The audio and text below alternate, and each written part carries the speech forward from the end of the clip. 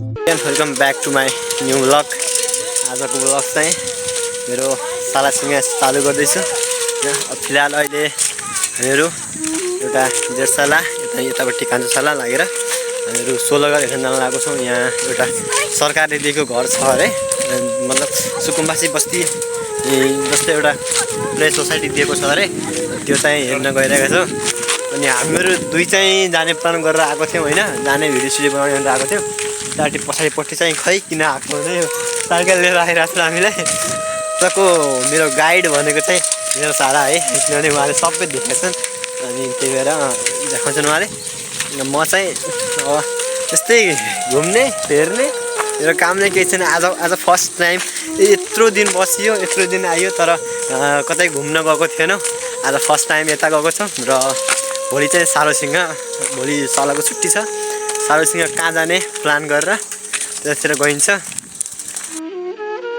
So friend, finally पुगिसकेको छौँ हामी तराई मधेस समृद्धि कार्यक्रम अन्तर्गत खजुरा गाउँपालिकाबाट निर्मित भएको खजुरा सामूहिक आवास बाँकेमा होइन। अहिले एकछिनपछि भित्र जानेछौँ।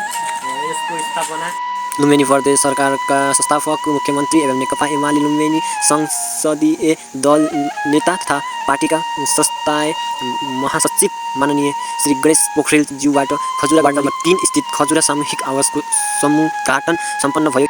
यसको स्थापना 2078 साल माघ 14 गते भएको थियो। फाइनली हामी प्रवेश गऱ्यौँ है।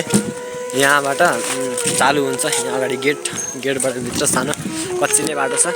छाता ठाउँ चाहिँ ठुलो छ भन्ने तर सानै छ, जे पनि दामी चाहिँ बबाल दामी छ है। यो सानो गाउँ, लाइक सानो गाउँ बस्तीको छ के, यति सानो एरियामा सानो गाउँ बस्तीको छ। अब यिनीहरू यहाँ लाज मानेर नआइरहेका छन्। अब के यहाँ लाज मान्ने कुरो नै थिएन, तैपनि मेरो सालाहरूलाई लाज लागिरहेको छ अरे।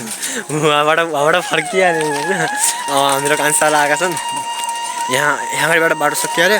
मेन चौराहा, लाइक चौराहा यति नै हो। यहाँ सानो घर, मतलब सानो बस्ती त हुने होइन, 16 घर भने सानो बस्ती हो। बस यति। फिलहाल कान्छासँग अलि अगाडिसम्म गएर आउनु त, अनि हल्का अगाडिसम्म जान लागेको छ। हेरौँ एक दिवस घर चाहिँ पुरै पक्किसक्यो होइन। हरेक ठाउँ हेऱ्यो घर पक्की छ। तिनवटा कोठा, एउटा किचन सायद होइन, सायद दुईवटा कोठा या 3वटा कोठा अनि एउटा किचन चाहिँ टोइलेट बाथरुम दिएको रहेछ। बस कान्छा हान्दै जानेछौँ भने कान्छाले साइकलले रोकिहाले। कान्छा के भन्यो, यिनीहरूलाई लाज लाग्छ कि यिनीहरू बोल्दैनन्, केही पनि भन्दैनन्। जे देखियो यहाँ आएर एकदम राम्रो लाग्यो होइन, एकदमै खुसी लाग्यो क्या। यहाँ यस्तो राम्रो बनाइदिएको छ यो खजुरा 3 बाँके सरकारले होइन। हाम्रो यो सायद स्थानीय सरकारबाटै नै दिएको हो जस्तो लाग्छ मलाई। हो यो चिज चाहिँ सबै ठाउँमा हुनु पर्यो के।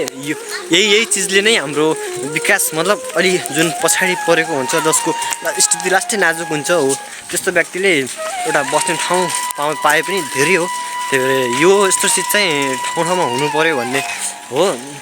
फिलहाल म चाहिँ अहिले कैलालीबाट हाम्रो बाँके आएको थिएँ आफ्नो ससुरालीमा। हेरिहालौँ न त कस्तो छ भनेर आएको मैले।